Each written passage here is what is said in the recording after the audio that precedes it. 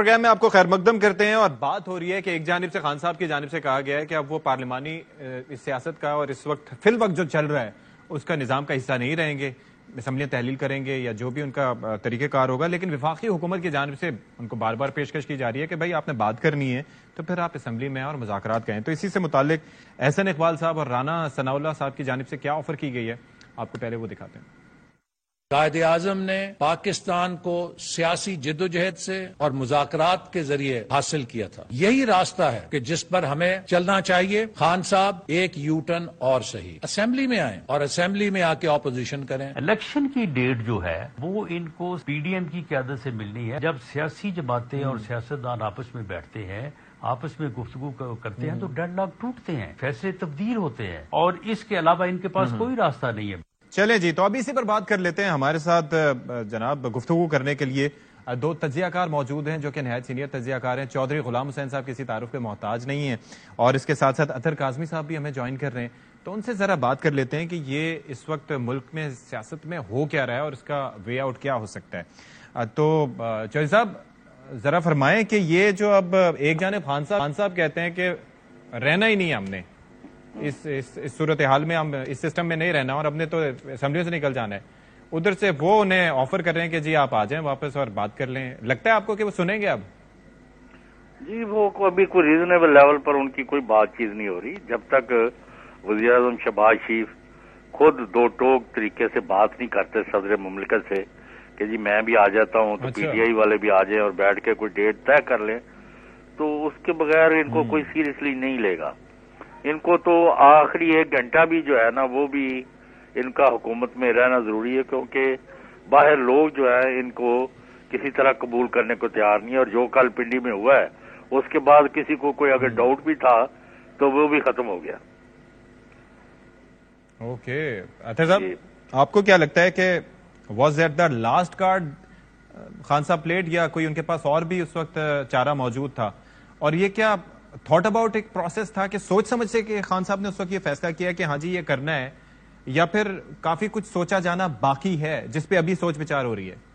دیکھیں، خان صاحب نے ایک بحث کا تو آغاز کر دیا اور یقیناً اس حوالے سے انہوں نے کچھ سوچا ہوگا، لیکن حالیہ عرصے میں وہ بہت سارے فیصلے ہیں، وہ بہت زیادہ لوگوں سے مشاورت نہیں کرتے، کچھ لوگوں سے شاید وہ شیئر کریں، اور ہو سکتا ہے کہ یہ چیز بھی انہوں نے زیادہ لوگوں سے شیئر نہ کی ہو، لیکن اس کے بعد جو حکومتی رد عمل ہے اس سے آپ اندازہ لگا سکتے ہیں کہ یہ خان صاحب کا یہ جو کارڈ تھا یہ کتنا غلط آیا یا کتنا صحیح آیا۔ کچھ عرصہ پہلے تک حکومتی جو معزز شخصیات تھی وہ کہتی تھی کہ پی کی اسمبلی توڑو، پنجاب اسمبلی سے استعفے دو، الیکشن مل جائیں گے، آج کر دو کل کر دو، کیوں نہیں کر رہے۔ پھر خان صاحب نے بھی اس وقت تو یہ قدم نہیں اٹھایا، اس وقت انہوں نے یہ قدم کیوں اٹھایا؟ اس لیے کہ کیا کوئی تبدیلی آئی، ریسنٹلی کوئی تبدیلی وغیرہ بھی آئی پاکستان میں، شاید اس کی بھی کوئی وجہ ہو سکتی ہے، اور اب وہی معزز حکومتی شخصیات کہہ رہے ہیں کہ ہم یہ کر دیں گے، ہم وہ کر دیں گے، لیکن اسمبلی ہم نہیں توڑنے دیں گے، ہم تحریک عدم اعتماد لے آئیں گے، ہم وہ کر دیں گے، پارلیمان میں آپ واپس آ جاؤ۔ تو اس سے تو یہ لگتا ہے کہ خان صاحب نے جو کیا ہے وہ کتنا خان صاحب کو فائدہ دے گا یا نہیں دے گا، لیکن حکومت کو وہ پسند نہیں آیا۔ اگر حکومت کو پسند نہیں آیا تو یقیناً پھر خان صاحب کے لیے تو کوئی بہتری ہوگی اس میں۔ اچھا جی، اب یہ ایک اور چیز کی بحث بھی یہ چھڑ گئی ہے کہ بس اگرچہ کہ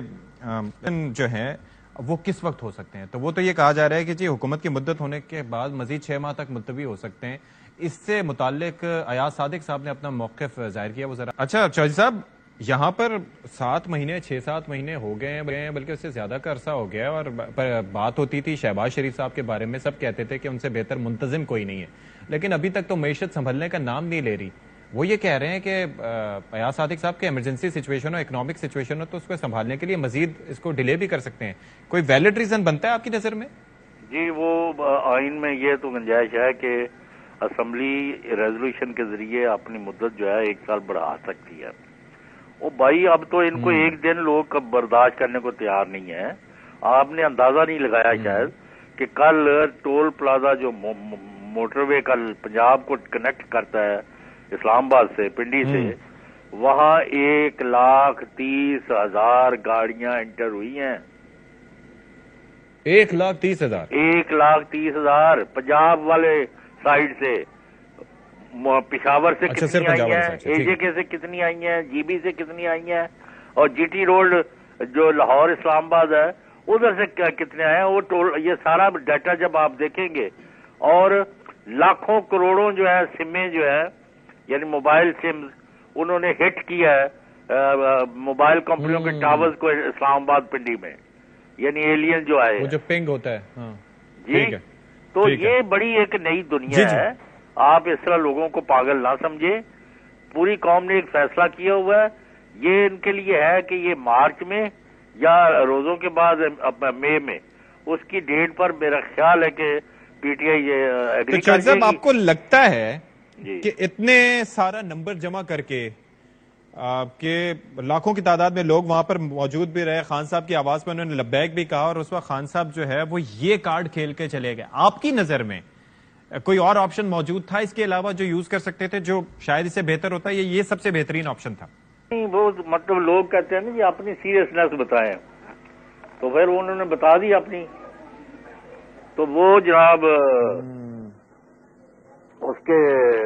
یعنی اور کیا وہ تصادم ہو جاتا. کل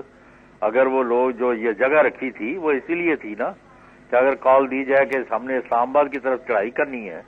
تو وہاں لوگوں کے زخمی ہو جاتے، لاشیں گر جاتی، اسپتال